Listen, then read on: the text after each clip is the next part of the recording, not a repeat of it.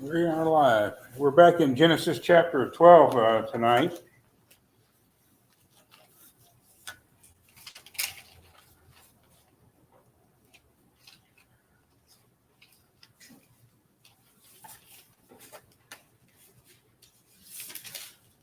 And we will be picking up in verse 10.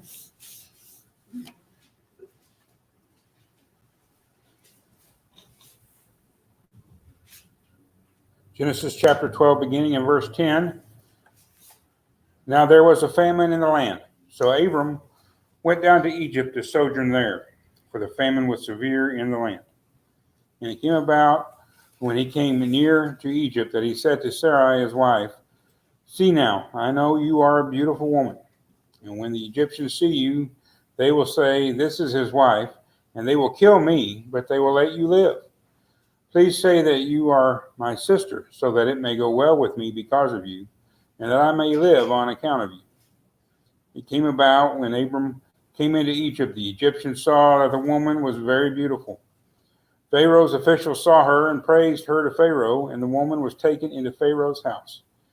Therefore he treated Abram well for her sake, and gave him sheep and oxen and donkeys and male and female servants and female donkeys and camels.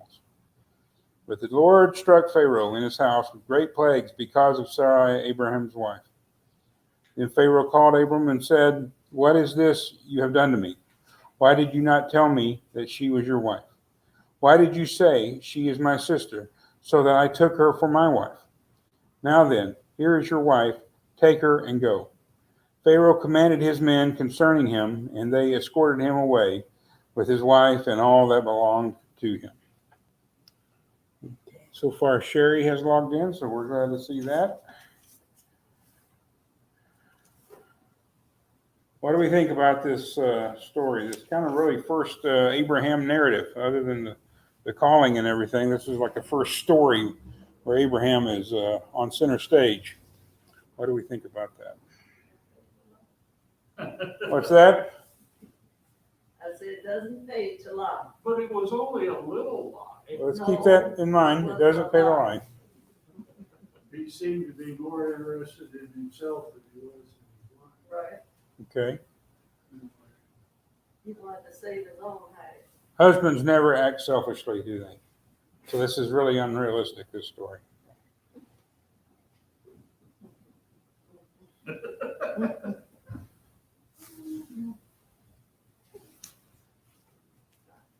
Doesn't pay to lie. We'll keep that in mind. That's a good point. Yes, yes, sir. But I think it's interesting here, Pharaoh's response of these things occurring, that he recognizes the Lord, and that this thing is from the Lord, if I'm reading this correctly, which is not what we see later on in Pharaoh and thinks it. Okay. I find that starting to do. Let's start with that. The story is set in the nation of Egypt, isn't it? This is the first major failing of Abraham's faith, Abram's faith, and it occurs outside of the promised land. God has promised us in this land. There's a famine.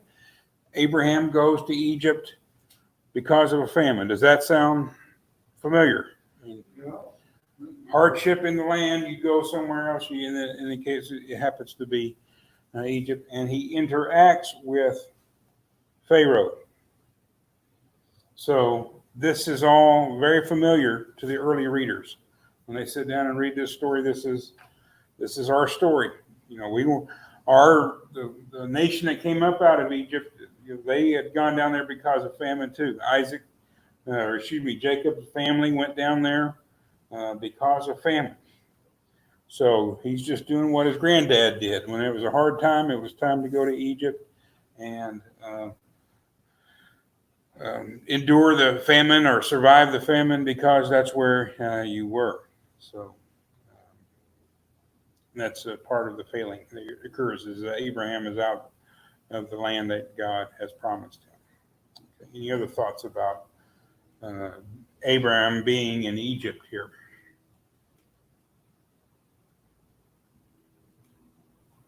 Even though, we look at the story and say that he lied there, God was able to increase Abraham's being, well-being, and his wealth and everything else. He came out with more than he had taken in there.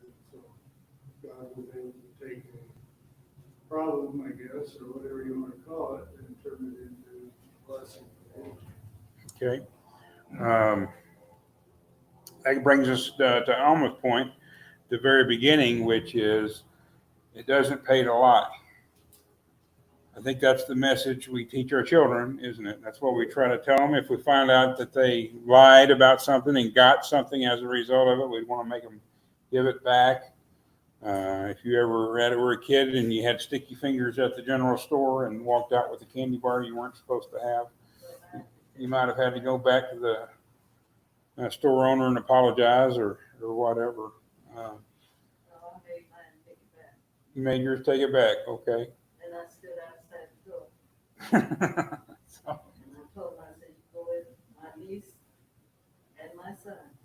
I said, you go in there and tell that man what you did. You know,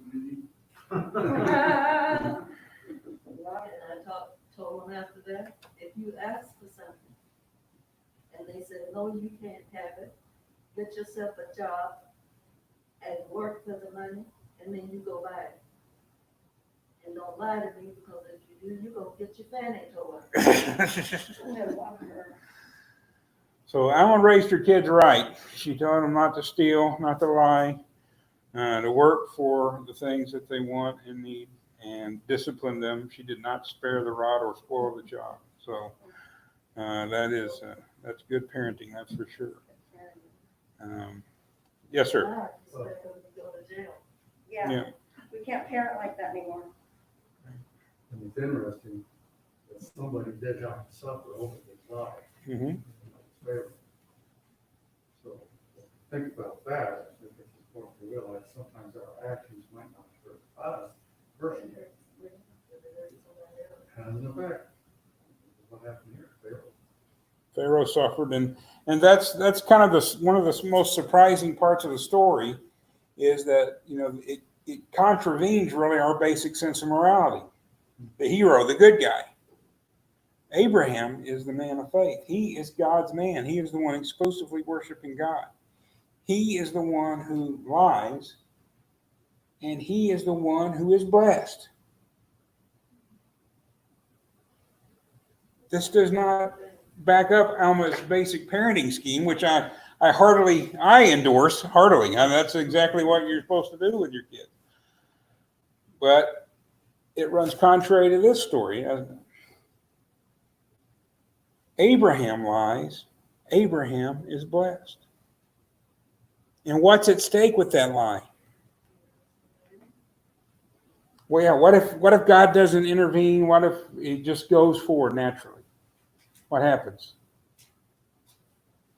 Well, he'd lose Sarah, his wife, yeah, Which would make God's promise harder. really null and void. I mean, we see it hasn't really gotten into the specifics yet, but ultimately the promise is not just to make Abraham a father of nations, it's to make Oh, that's right. Sarah the mother of God's chosen people. And as we see these stories play out, ultimately, it kind of doesn't matter as much who your father is. That's a given. What matters is who is your mother. Abraham has other kids with other women. It does matter. Isaac, his wife is Rebecca. He has two boys, and they each go. So it matters there. But even in Jacob's story, Jacob works and dwells with his uncle, where there is deceit and lying and all that going on there too. But he stays with Laban until until Joseph is born. Until Joseph is born. When he has Joseph, whose mother is Rachel, the wife he favors. Joseph is the son in whom Jacob is well pleased. And when he has Joseph, he says, I got to get home. I can't stay here anymore. because Joseph is the son of Rachel. Yes, sir. It's interesting too.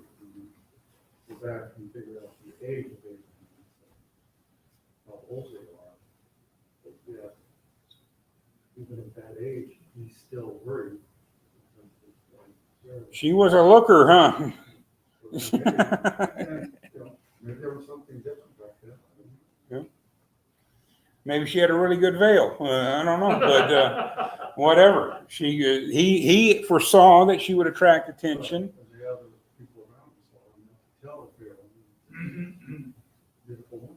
So, She may have known a really good cosmetic surgeon in Beverly Hills. We don't know, but somehow or other, she was still very attractive and very appealing.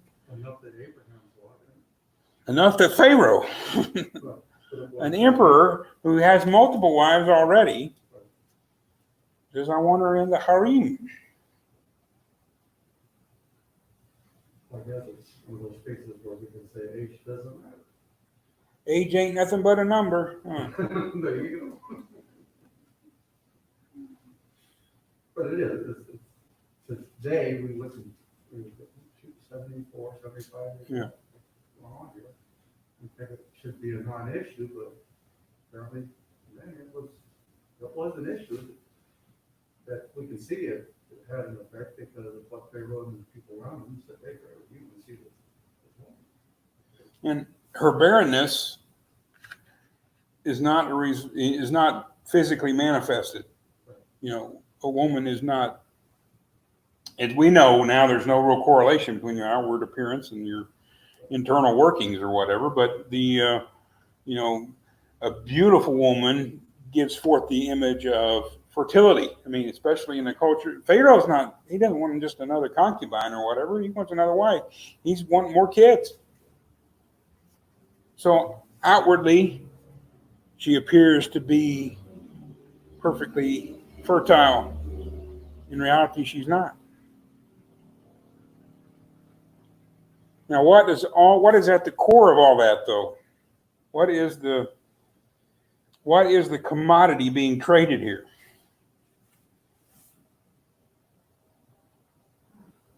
Are you alluding to the promise? Is that, or No, something? I'm alluding between the deal ultimately between Pharaoh and Abraham. Oh, Sarah is being traded. And it's specifically about Sarah what?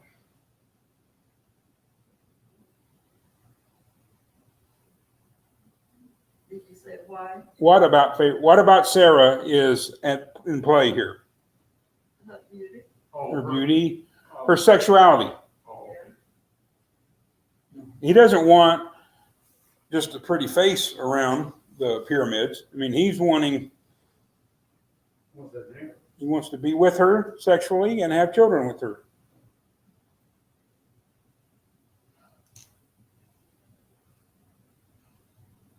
So this is the first real look at this, and we're going to see it more, and it gets even worse really as we go forward. But we see all of these stories in this culture. Female sexuality is a property right. It is something the father sold his virgin daughter to her husband. He got the bride price for it. Under the Mosaic law, the new husband was entitled to proof of her virginity on the wedding night. And if it wasn't there, he could get his money back, and the daughter could be stoned. You get around that. This is why when you read the Mosaic Law and you see a virgin who is raped, one of the courses of redress for that is that she is married to her rapist. If your 13, 14-year-old daughter got raped, would you want her marrying the guy who raped her? Probably not.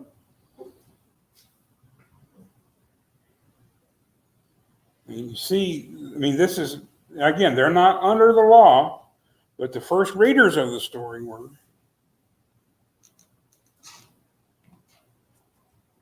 And this continues. We see it more and more in the stories as they play out. This is very much about, whenever you're talking about land, you're talking about inheritance. And when you're talking about inheritance, you're talking about marriage. And when you're talking about marriage, you're talking about sex. You're talking about reproduction. it makes us clutch our pearls sometimes because we're post-Victorian. But this is just normal stuff. This is Jacob putting the different colored goats and sheep together and everything, and having a breeding. This is what's going on a human level. Sarah, her husband, is selling her sexuality to save his own skin, and ultimately he profits from it. Kind of sounds like a pimp, doesn't it? Now he asks Sarah, and she goes along with it, so she has some empowerment in this.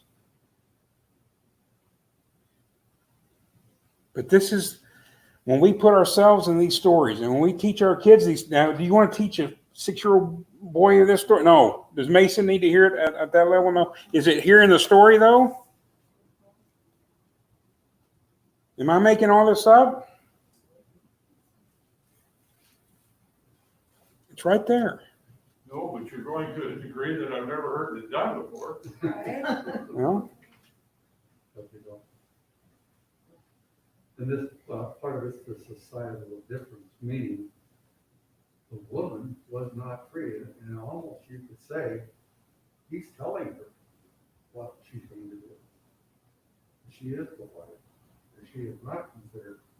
he is the paterfamilias, even though he doesn't have any kids. He's the paterfamilias. He's the head honcho. He's the man. So this is a little different than what we look at things today. Oh, it's radically different, and we're going to tie that all up at the very end. Sarah later on, when she's convinced she can't have children, what does she do? She tries to solve it herself.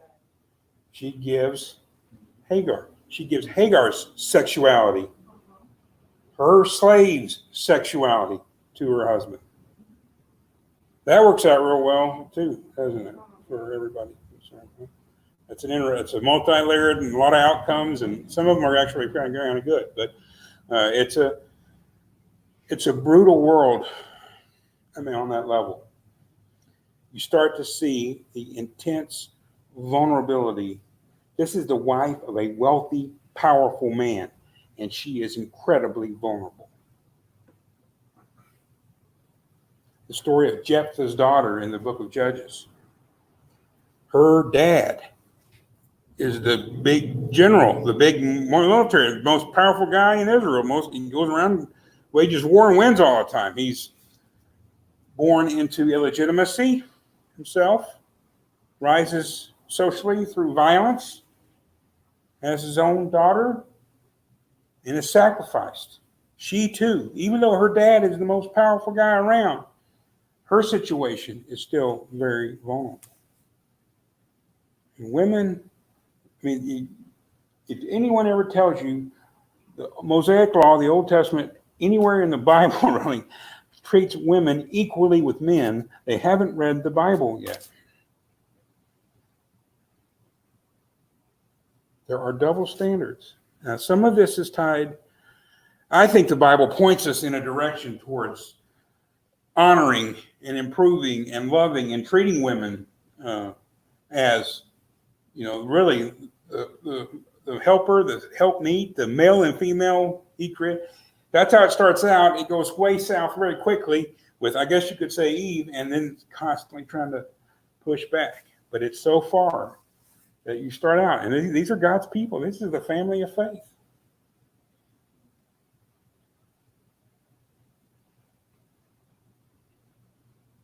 So it's not, when we look at the Bible and we come out and we look at how our daughters find their husbands today or how they come to be married, it's completely different.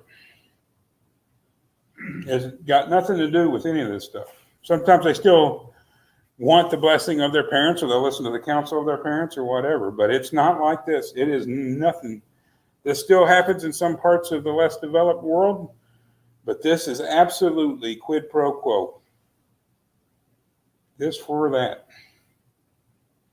And one of those elements is the sexuality of the woman, and it's always the property of a man. That's the thing. Until maybe not in Hagar's case because she's a female slave. Rachel and Leah do the same thing, don't they? They give their slaves to their husband as wife. Again, giving away. I mean, how many times do we equate modern employer-employee relationships when we look at the Bible, masters and slaves and all that? We say, well, we don't have slavery today, so your boss. And what if your boss said he's going to jail or getting Right. sued? We have recourse Yeah. now, right.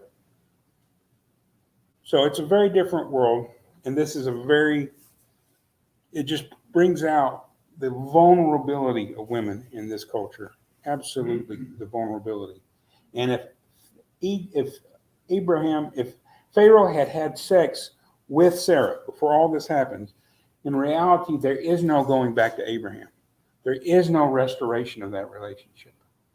Not in this context. Maybe sometime we'll look at it more specifically, and maybe I shouldn't get into it when we're not ready to do that tonight. But the Mosaic law on divorce is if you divorced your wife, which is almost what Abraham's doing here, you never get her back. And if you look at the Mosaic law in context, the divorce was not a privilege a man had, a divorce was a responsibility the man had. If you're going to put her away, you have to divorce her. You have to say, she's not my wife anymore. She can remarry. She can go out and make a business or something. And if she gets wealth, you can't come back and claim it later on. This is my wife's business. It's mine. You know?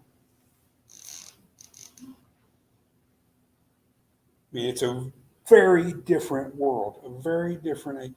We're looking right now, we're seeing it's really, I guess you could say, a tempest in a teacup in a sense. But there's this smash Broadway hit called Hamilton about Alexander Hamilton, of all people, the founding father, and they started streaming it on Disney. And all this time it had been portrayed as this very progressive, forward-thinking portrayal, reimagining of our founding. The actors, all of the founding fathers were played by ethnic minorities. There's rap music in it. You didn't know Benjamin Franklin could rap, but evidently he can't, all that going on. And now the progressives are calling for it to be removed and shuttered and never seen again. Because Alexander Hamilton, who did not own slaves technically, was married to a woman who owned slaves. His wife was very wealthy. He kind of came from a hardscrabble background, but his wife was very wealthy, and she owned slaves. He was involved in the slave trade business.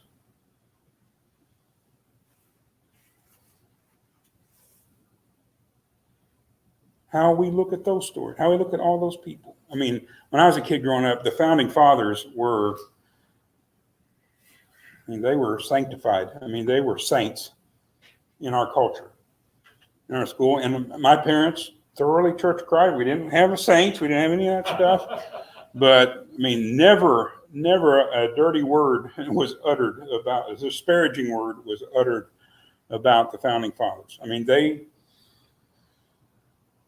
put them on the side of a mountain,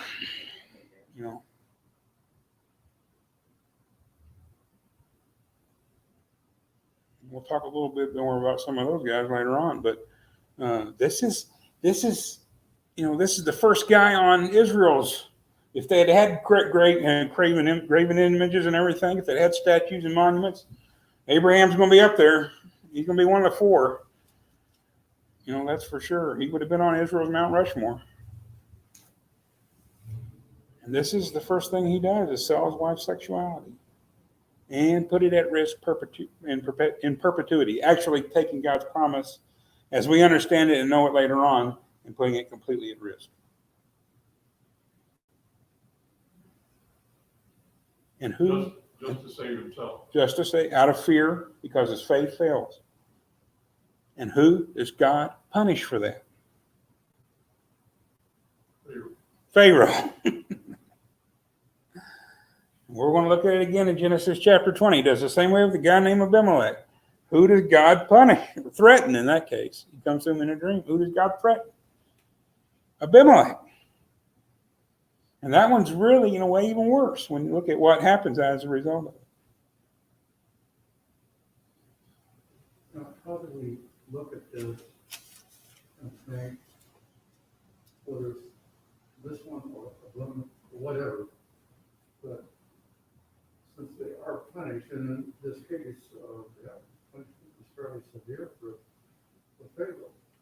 But yet he recognizes that. So in my mind, I'm trying to think, what is going on in their society at this point in history? Mm-hmm. That Pharaoh recognizes this and comes to Abram and says, "Why didn't you tell me? How did he find out?" There's more to the story, I guess, that we're not. It starts to fill in a little bit of the background of the Exodus. And it makes, for one thing, it makes the Pharaoh of the Exodus look worse, doesn't it? Yeah. Very much. And this Pharaoh can respond to God. Right. Why couldn't this other Pharaoh respond to God? And yes, more things happen to him later on. So it starts, but it's also starting to build up the animosity, the enmity between Israel and Egypt. This is their first encounter, the family of faith. They go to Egypt in need both times. They are the ones going there with their hat in their hand, begging for help. It's famine where we're at. We're starved. We're refugees. They are the immigrants coming in begging for mercy. The Egyptians must have been easy because they paid them to leave all the time. Well, I mean, Egypt is this great and powerful empire, isn't it? Too? That's what's amazing about it would be like tricking America now. I mean, it's the superpower in the world. I mean, they are it. And this little isolated family, this two barren old couple walking down in there, and we're just going to take all of Pharaoh's money and walk right out of here. I mean, that's basically what happened, isn't it? Now, he had more money, I'm sure, but he takes a big chunk of Pharaoh's wealth, and he does it through dishonesty, not honesty, through sharp dealing. You know, this is when Jesus talks about letting your yes be yes and your no be no. He's not talking about people who go to court and are asked to take an oath and testify in a very solemn occasion where somebody's life or livelihood or something like that may be at stake. He's talking about the intercourse of action day in, day out between people all the time going on. And in this culture, in these ancient cultures, tricking somebody was not looked down on. And it certainly wasn't looked down upon the Jews. And that's why Jesus has to say, you have these oaths, you swear by the altar, but you don't swear by the sacrifice on the altar. What they were intentionally trying to do was to put forth an oath that looked like it was binding, but it wasn't binding. And it was a constant buyer beware. All the time, buyer beware. You could be taken at any time, and it was probably your own fault.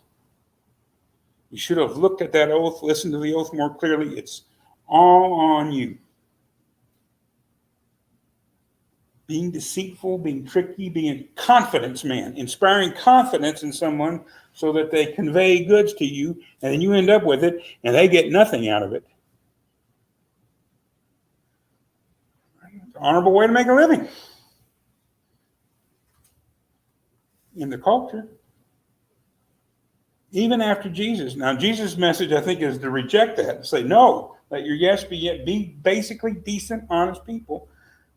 You don't have to swear. You don't have to let the oath because you're just telling the truth all the time. But even the people that, some of the early Christians, when they told the story of the gospel, they would focus on Jesus, on the devil coming for Jesus, and Jesus not being there because he was resurrected. Jesus tricked the devil. He pulled a fast one. That was one way they told the story. Jesus would pull a fast one on the devil. He outsmarted him. He was more clever than the devil. The devil thought he was going to get Jesus. He didn't get Jesus. So that's the culture that's going on all around this culture of sharp dealing. And the deal this time is over Sarah's body in every way. And he's Pharaoh. And we look at the story of David and Bathsheba. David's king. How do you say no to the king? Now, some of our women hopefully feel empowered enough that they could. You know, I'm gonna get her little derringer out of her purse. This is how I say no to the king. You know, but that's because of Christ. It's because we have the revelation. We have a different view of everything about human interaction, how we engage one another at all levels, in all relationships. But in this interaction, they look at it from their perspective. And one of the things that's really interesting about this perspective, when we look at it, and maybe our hearts break when we think about the vulnerability of women and all that, and all the story, and that's understandable. The earliest readers probably thought this was a funny story. They would have admired Abraham going down into Egypt with nothing and coming out with Pharaoh's money and Sarah. That's like baby good. And throwing it in the water. You know? And it's So begins the tales of the Jewish trading and. and it's also, you think, well, how can we ever see it funny? You know, if it's not funny to us, it couldn't have ever been funny. I grew up watching two of my favorite shows on television. I can't believe my parents let me watch it, but they did. Archie Bunker and Fred Sanford were two of my favorite shows on earth. And those guys made me laugh. And I don't think Archie and Fred would have gotten along in the same world too well. No. But they were kind of both the same guy, weren't they? Just different races. And they would say things, and I knew I couldn't say them, but it was funny to see somebody else say them. And I would laugh at those. So you show a 14-year-old boy those shows today, he is going to be horrified, isn't he? It's not going to be funny to him at all.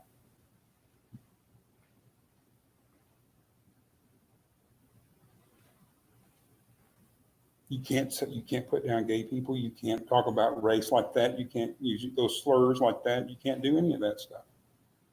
You can do a lot of other stuff on television now that you couldn't do back then. At least for now, until the people get tired of that and say that's oppressive and we can't do that anymore. I mean, it just shows you culture changes. And food is very cultural. What you eat. The saying is not you are what you eat. The saying is tell me what you eat and I will tell you what you are. Your food reflects your culture.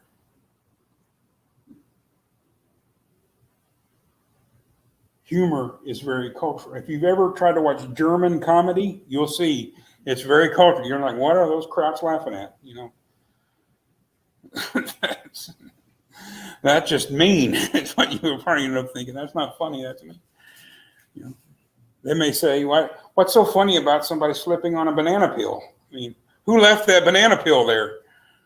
Someone could fall and hurt themselves. But it's funny whenever you see someone slip and fall on a banana peel. It's funny when the coyote tries to light the cannon to shoot the roadrunner and the cannon just blows up and blows the coyote. You're like, well, a coyote can't load a cannon. Humor is very subjective. It's very cultural. And he comes out of this, Abraham comes out of it the winner, despite his own moral failings. So it's an important story. It starts off with a bang, really, this Abraham narrative. And God redeeming. And I think Mark kind of alluded to that. This is what's happening here. When we see these stories and we see these fathers and mothers of the faith fail, we don't need to brush their failures under the rug and say they didn't really happen, or try to say that's not really what it was. What we can say is, like Mark alluded to, God redeems it. God takes Abraham's sin and redeems the sin, and makes it something that profits his chosen vessel. That's not to say we teach our kids today, go find somebody rich and powerful and lie to them so you can get their stuff. No, Alma's parenting was correct, absolutely. But you can't hang it on this story. You can't base it on this story. Okay, we're almost out of time, so let's have a closing prayer. Father, we are so thankful for all you've done for us, and we're thankful for our spiritual forefathers and foremothers. And we know, Lord, that they are not perfect, and they were not perfect. And Lord, we know today we are not perfect. And we pray that you redeem our failings, bring good out of our bad, help the poor and the oppressed, even if it's us. Bless us and forgive us. In your son's name we pray. Amen.